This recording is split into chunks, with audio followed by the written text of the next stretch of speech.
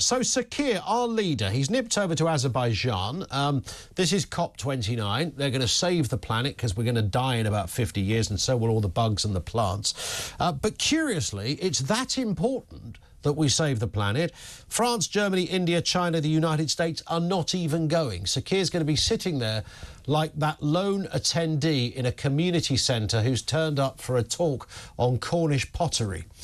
Not a good look, maybe, for our PM, George. Or am I being cynical here? Listen, I understand it's easy to mock, and of course, the idea that he's going to be there without the European Commission president, without America, without France, without China, and so on, sounds a bit absurd.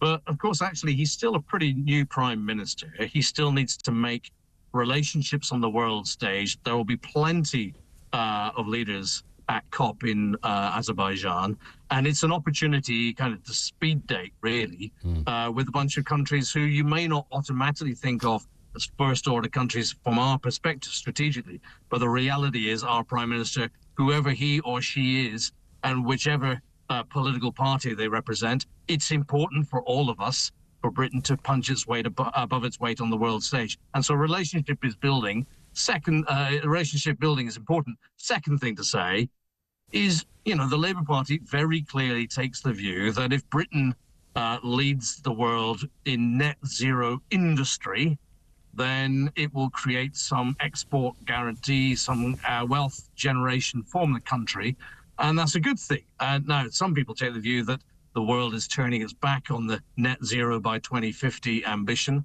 and that ship has sailed and is actually sinking.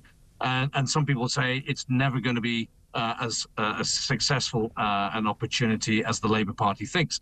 But Keir Starmer doesn't think that. He thinks there's a competitive advantage here by Britain growing green industry businesses here in the UK, which can export their skills to other countries. That's a bet. All prime ministers are there to make bets. Some of them will come off, some of them won't. Yeah, I get that. And I wonder, Trump's an interesting kind of barometer in this respect. Somebody said to me at the weekend, if there really was money in their green hills, the first person who'd be out there trying to find it would be Donald Trump. He would go, I don't care whether it's about the environment.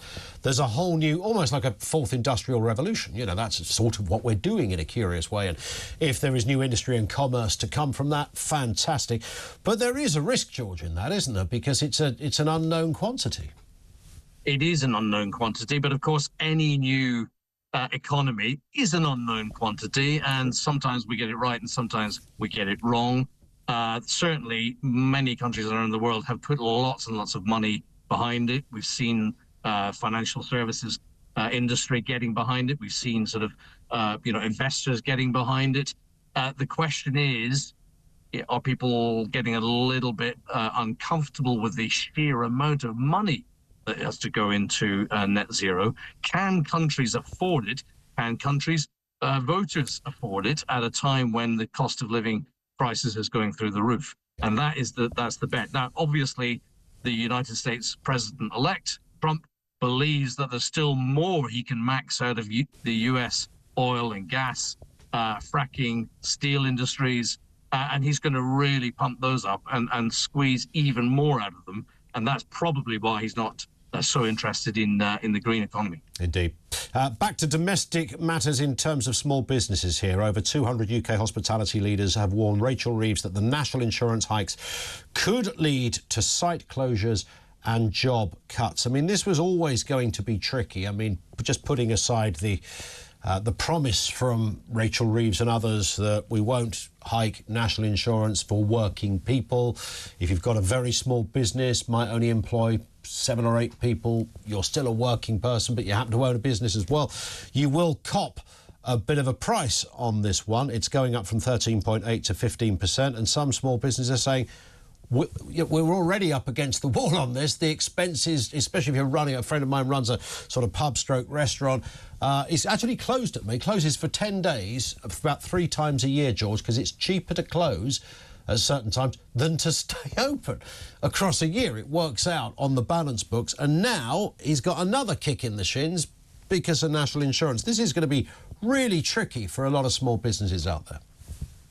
Well, there are a number of myths out there, and the first myth to tackle is that people with the broadest shoulders can carry the biggest financial burden when it comes to trying to sort out the nation's finances.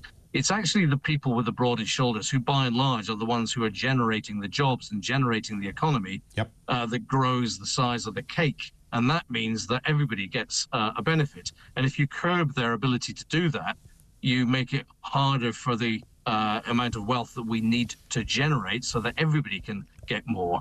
And that's what's happening here, where it seems that if you tax employers, particularly in the hospitality industry, where through nobody's fault, but just because of the way the industry is, you tend to employ lots of part-time people on short-term contracts, if any contracts at all, on much lower wages.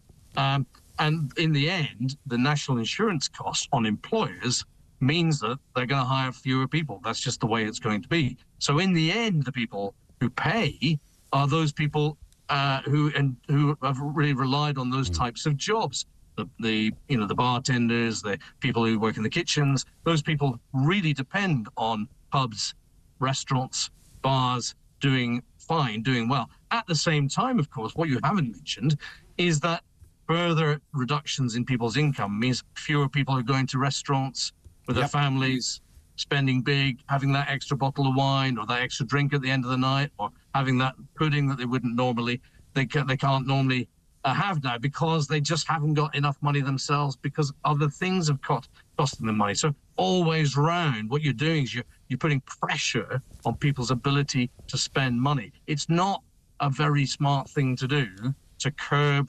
entrepreneurialism, because what happens is the people who generate the money go home. Absolutely spot on. And I think this is going to become a growing issue around the neck of the Chancellor over the coming year. Of course, this was just her first budget. She's got another one at the same time next year, so Lord knows what that one might look like.